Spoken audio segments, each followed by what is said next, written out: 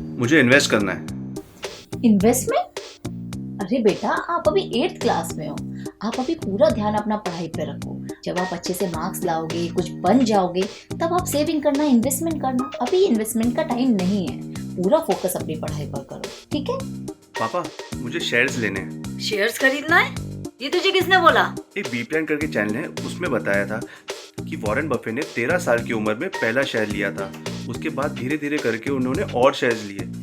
उसकी कीमत आज इतनी बढ़ गई उनकी कि वो आज दुनिया के रिचेस्ट पर्सन में से एक है। वो वॉरेन बफे है। तू सिर्फ अपनी पढ़ाई पे ध्यान दे। जब तेरे नंबर अच्छे आएंगे, तू कुछ बन जाएगा, नौकरी करेगा, तब इन्वेस्ट करना। ओके। क्या आपके बच्चों ने कभी आपसे ऐसा आकर कहा, या कभी आपने ऐसा कभी सुना? ऐसा बहुत ही कम, बहुत ही रेयर होगा कि कभी आपने किसी बच्चे से ऐसा सुना हो कि वो इन्वेस्टमेंट करना चाहता है, कि वो सेविंग जानना चाहता है।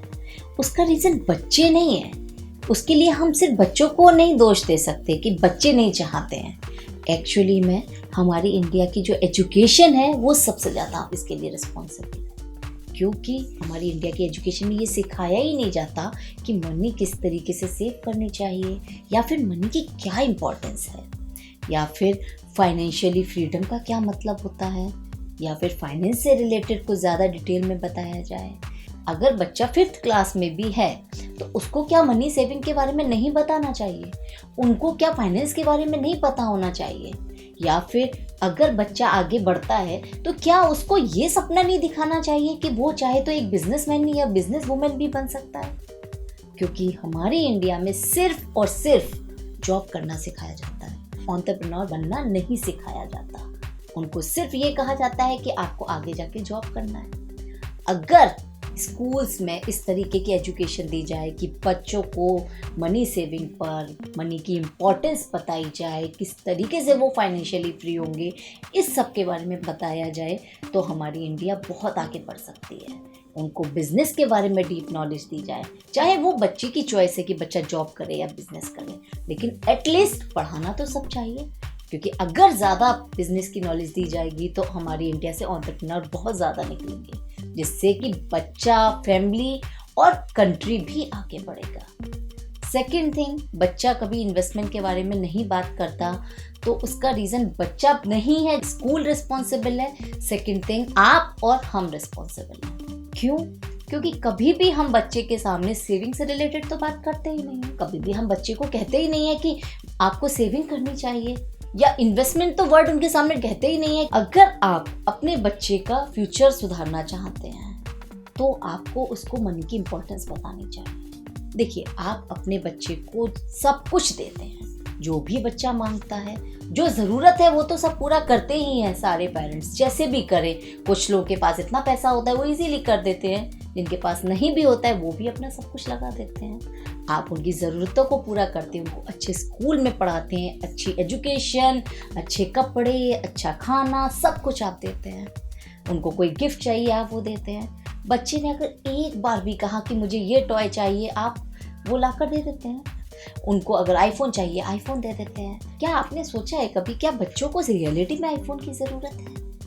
चलिए आईफोन तो छोड़िए, कुछ पेरेंट्स तो ऐसा करते हैं कि वो अपने शौक बच्चों में पूरा करते हैं। जैसे उनको लगता है कि उन्होंने बचपन में सॉफ्ट टॉयज़ नहीं मिले उनको, वो सॉफ्ट टॉयज़ से खेलना चाहते थे, तो अपने बच्चे को सॉफ्ट टॉयज़ लेके आते हैं, क्योंकि वो अपने शौक बच्चों में पूरा करते हैं।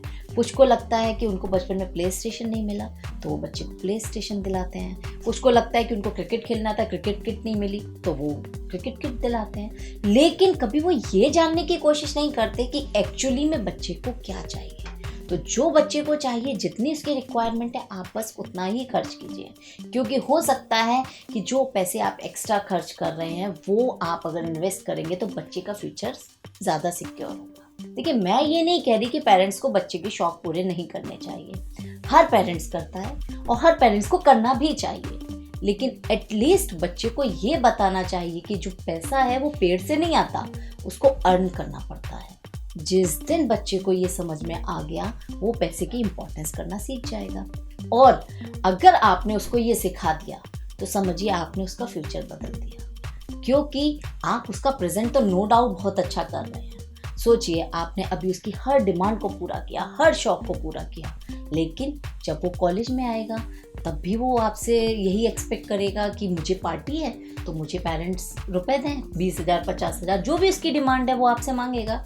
और अगर आप कैपेबल होंगे आप तब भी उसको दे देंगे, क्योंकि आप स्टार्टिंग से उसको देते आए हैं। फिर जब बच्चे की पढ़ाई ख़त्म होगी, वो जॉब करने के लिए रेडी होगा और सपोज उसको जॉब नहीं मिली, तब आप क्या करेंगे? तब तो आप उससे कहेंगे ना कि बेटा अब तुम खुद अर्न करो और खुद अपने खर्चे निकालो। रीज़न ये है क्योंकि उस टाइम तक हमारी अर्निंग ख़त्म हो चुकी होती है, तब हम बच्चे को कहते हैं कि अब अपने खर्चे खुद उठाओ। अब आप मुझे एक चीज़ बताइए, जब आपने बचपन से आपने उसको ये आदत डाली है कि जो वो चाहेगा वो आप देंगे, तो एकदम सडनली आप उसको कह देंगे अपने खर्चे खुद उठाओ, तो वो कैसे उठाएगा? जब वो 30+ होगा, 35+ होगा, तब उसके सामने जब रिस्पॉन्सिबिलिटी आएगी, उसके खुद के बच्चे, उसकी फैमिली, उसका घर, तब उसको लगेगा कि काश मैंने पहले पैसा सेव किया होता। एक बात बताइए, क्या कभी आपके भी माइंड में ऐसा ख्याल आया कि आपने पहले पैसा क्यों नहीं सेव किया? अगर आपके माइंड में एक बार भी ये ख्याल आया है कि आपने अगर थोड़ा पहले से सेविंग की होती तो आज आप बच्चों के शौक के साथ साथ अपने भी शौक पूरे कर सकते थे, तो आप वो गलती ना करें, क्योंकि अपने साथ तो हो ही रहा है, कम से कम हमारे बच्चों के फ्यूचर में ऐसा ना हो। वो जब बड़े हों, वो जब ग्रेजुएशन पास आउट हों या फिर जब वो अपने फैमिली के साथ हों, तब उनको ऐसा ना लगे कि मेरे पास तो इतना ही पैसा है कि वो अपने खर्चे निकाल सकते हैं। तो इसीलिए हम अपने बच्चे को इस लायक बनाएं कि वो आगे जाके वो जो चाहते हैं वो कर पाएं। उनको बिजनेस करना है वो बिजनेस करें, उनको जॉब करना है वो जॉब करें, लेकिन उनके पास इतना पैसा हो उस टाइम पे कि वो अपने सही डिसीजन ले पाएं, किसी प्रेशर में आके कोई डिसीजन ना लें। तो ये वीडियो थोड़ी सी लेंथी हो सकती है, लेकिन डेफिनेटली ये आपके लिए और आपके बच्चों के लिए काफ़ी हेल्पफुल होगी। तो इस वीडियो को लास्ट तक ज़रूर देखिए, कोई भी पॉइंट इसका स्किप मत करिए, क्योंकि हो सकता है वो पॉइंट आपके लिए काफ़ी हेल्पफुल हो। इस वीडियो में 5 पॉइंट मैं कवर करूँगी। नंबर 1, मनी की क्या इंपॉर्टेंस है। नंबर 2, बच्चे मनी को किस तरीके से सेव करें। नंबर 3, कहाँ सेव करें। नंबर 4, अगर वो सेव करना चाहते तो किस तरीके से करें, कैसे करें। और नंबर 5, कि वो अगर फाइनेंशियली फ्री होना चाहते हैं अपने 40s में या 50s में, तो कैसे हो सकते हैं। क्योंकि ये हमारी इंडिया के लोगों का एक सिर्फ सपना होता है कि जब वो 50s में आए तो वो फाइनेंशियली फ्री हो जाएं। उनको लगता है जब मैं 50+ हो जाऊंगा या हो जाऊंगी तब मैं सब जॉब अब सब छोड़ दूंगी, फिर आराम से बैठेंगे। लेकिन इतनी रेस्पॉन्सिबिलिटी होती है, इतने खर्चे होते हैं, हम फाइनेंशियली फ्री हो ही नहीं पाते, क्योंकि हमने स्टार्टिंग से उस चीज़ पे फोकस ही नहीं किया होता। तो अगर पेरेंट्स और बच्चे सब अभी से स्टार्ट हो जाएं, अभी से ये सोचने को तैयार हो जाएं कि उनको फाइनेंशियली फ्री होना है, उनको इन्वेस्टमेंट करना है, तो डेफिनेटली हमारा इंडिया बहुत आगे जाएगा, हम लोग भी सेव कर पाएंगे और हमारा आगे का फ्यूचर भी अच्छा हो पाएगा। चलिए बिना डिले किए हुए हम ये वीडियो स्टार्ट करते हैं।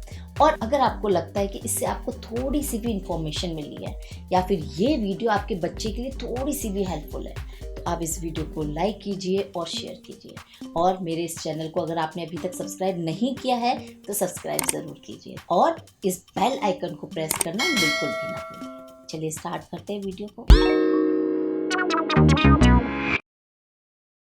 बच्चों को इन्वेस्टमेंट सिखाने से पहले हमको बच्चों को पहले सेविंग सिखाना होगा। अब सेविंग आप बच्चों को कैसे सिखाएंगे? सिंपली आप बच्चों को बोलेंगे कि आपकी जो भी पॉकेट मनी है उसमें से आप थोड़ा थोड़ा अमाउंट आपको आपकी गुल्लक में डालना है। तो इसके लिए आप बच्चों को ये भी कर सकते हैं कि जैसे बच्चों को कोई टॉय की ज़रूरत है या फिर आपको लगता है कि मेरे बच्चे के पास ये चीज़ होनी चाहिए, तो अगर वो अर्जेंट नहीं है, आप नेक्स्ट मंथ या नेक्स्ट टू नेक्स्ट मंथ तक का वेट कर सकते हैं। तो आप उनको बोलिए कि आपको अपने पैसे सेव करने हैं, जब ये पैसे कलेक्ट हो जाएंगे तब हम इससे खरीदेंगे।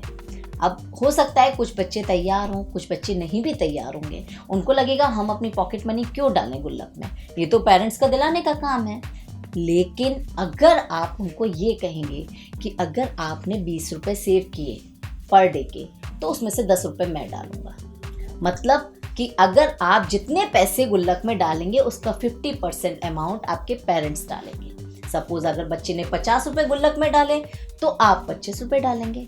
तो देखिए क्या होगा, बच्चों को एक अंदर से एक एक्साइटमेंट होगा, उनको लगेगा अरे वाह पेरेंट्स भी डाल रहे हैं, मतलब मेरे तो 20 ही रुपये जा रहे हैं, मुझे 10 रुपये और मिल रहे हैं।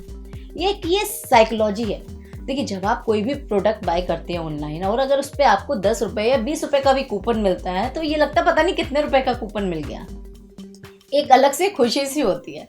तो सेम चीज़ बच्चों के साथ भी है। बच्चों को भी लगेगा कि 20 रुपये तो मेरे जा रहे हैं, 10 रुपये मुझे पेरेंट्स से मिल रहे हैं, तो अगर मैंने 50 रुपये सेव किए तो 25 रुपये पेरेंट्स से मिलेंगे, फिर तो मैं और अच्छा वाला गेम लूँगा और अच्छा वाला प्ले स्टेशन लूँगा। तो उनको ऐसा एक्साइटमेंट होगा, तो वो इस बहाने उनको सेविंग की इंपॉर्टेंस आएगी। वो धीरे धीरे पैसा सेव करना स्टार्ट करेंगे और वो सेविंग की इंपॉर्टेंस को समझेंगे। तो आप इसी तरीके से पैसा सेव करेंगे तो क्या होगा, आप उनको वैसे भी दिलाने वाले थे, आप वैसे भी पैसे खर्च करने वाले थे।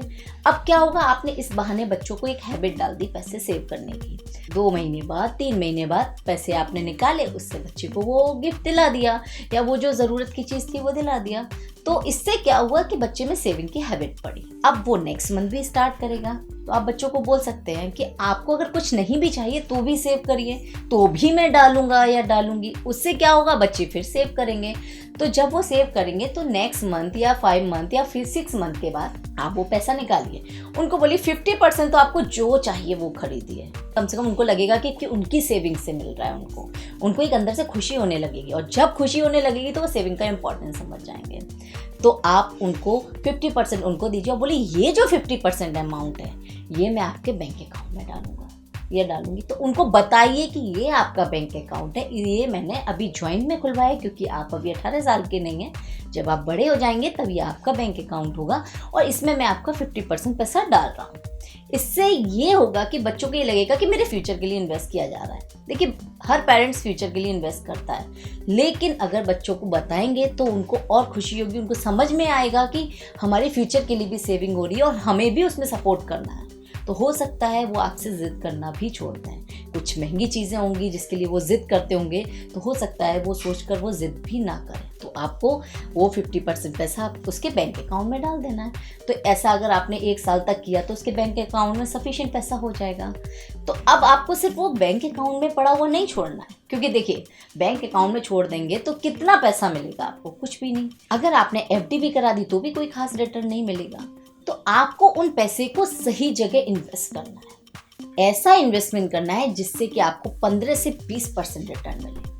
आपको लग रहा होगा 15 से 20% रिटर्न मुझे कहाँ मिलेगा, तो वो आपको इजीली शेयर मार्केट में मिल जाएगा। अब बहुत से लोगों को लग रहा होगा यही सुनते ही शेयर मार्केट में तो सारा पैसा डूब जाता है, मुझे तो कोई नॉलेज ही नहीं है, मैं तो कॉमर्स बैकग्राउंड का नहीं हूँ, या फिर मुझे तो किसी भी कंपनी की डिटेल निकालनी नहीं आती, क्या प्रॉफिट क्या लॉस, अगर मैंने ले लिया तो लॉस हो जाएगा। ऐसा बहुत से लोग सोचते हैं। आपको पता है हमारी इंडिया में सिर्फ 4% लोग शेयर मार्केट में इन्वेस्ट करते हैं, और अमेरिका में, ब्रिटेन में और भी जितने यूरोपियन कंट्रीज हैं वहाँ पर 50% लोग शेयर मार्केट में इन्वेस्ट करते हैं और अपना अच्छा खासा रिटर्न लेते हैं।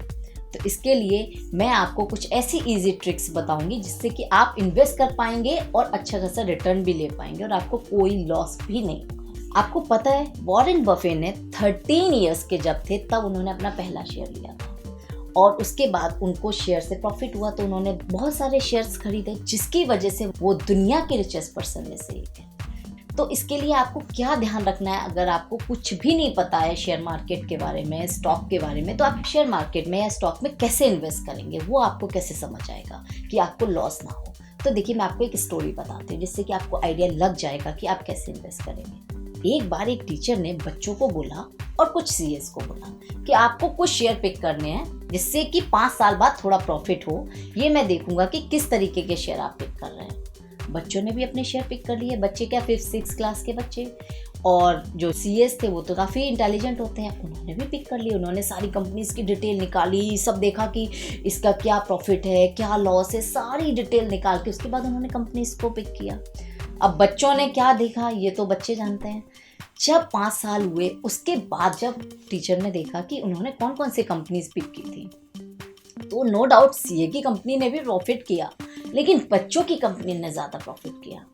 जी हाँ, आपको पता है क्यों? क्योंकि बच्चों ने वो कंपनीज चूज की जिनको कि बच्चे खुद यूज करते हैं। उन्हें बारबी गर्ल पसंद थी तो उन्होंने बारबी के शेयर पिक कर लिए। उन्हें बर्गर पसंद था, मैकडोनल्ड के शेयर परचेस कर लिए। पिज्जा हट के शेयर परचेस कर लिए। कैडबरी पसंद थी, कैडबरी के शेयर पिक कर लिए। उन्होंने वो शेयर परचेस किए जो वो यूज करते थे। तो ये स्टोरी से आपको एक आइडिया लग गया होगा कि वही शेयर आप पिक कीजिए जिसके कि आप प्रोडक्ट यूज़ करते हैं।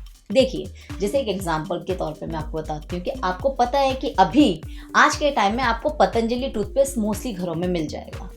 तो अब आपको पता है जब पतंजलि टूथपेस्ट यूज़ करने वाले बहुत सारे लोग हैं तो डेफिनेटली प्रोडक्ट अच्छा है, उसकी डिमांड ज़्यादा है, तो कंपनी के शेयर तो बढ़ने ही है। ये एक ग्राउंड लेवल की रिसर्च है कि आपको प्रोडक्ट को देखकर कि प्रोडक्ट की डिमांड कितनी है उसके अकॉर्डिंग शेयर को परचेज करना है। अगर आपको कंपनीज की डिटेल निकालनी नहीं आती, आपको डीप स्टडी करना नहीं आता, तो आप इसके बिहाफ पर भी शेयर परचेज कर सकते हैं। सपोज आप कोई कॉस्मेटिक प्रोडक्ट यूज़ करते हैं, आपको पता है कि मैक ज़्यादा चल रहा है, मेबेलिन ज़्यादा चल रहा है, या फिर नायका के प्रोडक्ट ज़्यादा चल रहे हैं, तो नायका की आप कंपनी के शेयर परचेज कर लीजिए। जो भी आप देख रहे हैं अपने आसपास जिसकी डिमांड ज़्यादा है, आप उसके शेयर परचेज कर लीजिए। तो जिसके भी आप शेयर परचेज करेंगे उसमें एक चीज़ देखिए कि किसका कंजप्शन ज़्यादा है, कितने लोग उसको यूज़ कर रहे हैं, क्योंकि जब किसी भी प्रोडक्ट की डिमांड बढ़ेगी तो उस कंपनी के शेयर ऑटोमेटिकली इंक्रीज होने ही है। एक और सजेशन मैं आपको दूंगी, जब आपके बच्चे के अकाउंट में पैसा सफिशिएंट हो जाए तो आप पर मंथ सोचिए कि आपको पर मंथ इन्वेस्ट करना है। पर मंथ 100 रुपये, 200 रुपये, 500 रुपये, जितने आप चाहें। मैं ये नहीं कहूँगी आप बहुत ज़्यादा इन्वेस्ट कर दें, नहीं, थोड़े थोड़े पैसे से आपको शेयर परचेज करना है और किसी एक कंपनी का नहीं परचेज करना है। देखिए 4000 से भी ज़्यादा कंपनीज के शेयर अवेलेबल हैं, तो आपको कंपनी के बारे में जानकर उसके प्रोडक्ट के बारे में अगर आपको पता है, उसकी कैसी क्वालिटी है, कितना चलता है, उसके अकॉर्डिंग ही शेयर को परचेज करना है। अगर प्रोडक्ट की डिमांड ज़्यादा है तो और अच्छा प्रोडक्ट है तो आप उसके शेयर ले सकते हैं, लेकिन इस चीज़ का ध्यान रखिए कभी भी एक कंपनी के ज़्यादा शेयर मत परचेज कीजिए। कम से कम 15 कंपनीज के शेयर लीजिए और maximum it's depend on you कि आप 30 कंपनीज के लेते हैं, 40, 50 कितने के भी लेते हैं। आपने कुछ कंपनी के सपोज 10 ले लिए, एक कंपनी के शेयर 20 ले लिए, एक कंपनी के शेयर या 2 ले लिए, एक कंपनी के शेयर जिसमें रिस्क है उसका एक शेयर लेके डाल दिया। प्रोडक्ट की डिमांड के अकॉर्डिंग आप शेयर पिक कर लीजिएगा। तो क्या होगा अगर आपने सपोज 30 कंपनी के भी शेयर परचेज किए हैं, तो अगर आपको 5 कंपनी में लॉस होता है या फिर 7 कंपनी में भी लॉस होता है, तो बाकी कंपनी आपको इतना प्रॉफिट देके जाएंगी कि वो लॉस से आपके ऊपर कोई फर्क नहीं होगा। और आपके बच्चे की एज अगर आज 10 साल है या 12 साल है तो 10 साल बाद मिनिमम 15 से 20% तक का रिटर्न मिलेगा और maximum it's depend on company की कितना शेयर प्राइस आगे बढ़ रहा है। तो आप बच्चे का फ्यूचर भी सिक्योर कर पाएंगे। प्रेजेंट तो नो डाउट आप अच्छा दे ही रहे हैं।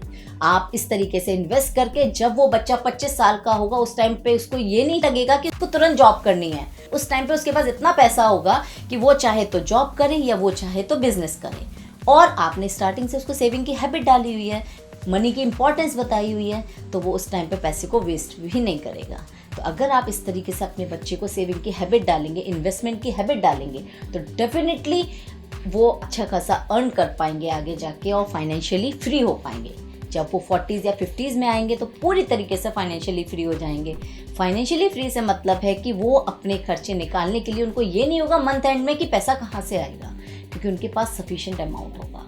और हाँ, अगर आप शेयर मार्केट से रिलेटेड और भी इंफॉर्मेशन जानना चाहते हैं या फिर कौन से स्टॉक परचेज करने चाहिए, किस तरीके से परचेज करने चाहिए, एक ट्रिक तो मैंने आपको बता दी। इसके अलावा भी और डीप में जानना चाहते हैं तो आप मुझे कमेंट बॉक्स में कमेंट करके पूछ सकते हैं। अगर आपको लगता है कि ये वीडियो से आपको थोड़ी सी भी इंफॉर्मेशन मिली है या फिर आपको लगता है कि अगर इस तरीके से मैंने अगर शेयर मार्केट में इन्वेस्ट किया तो आपको प्रॉफिट हो सकता है, तो आप इस वीडियो को लाइक कीजिए और शेयर कीजिए। और अगर आपने मेरा चैनल अभी तक सब्सक्राइब नहीं किया तो इस चैनल को ज़रूर सब्सक्राइब कीजिए और इस बेल आइकन को प्रेस करना बिल्कुल भी ना भूलिए। Thank you.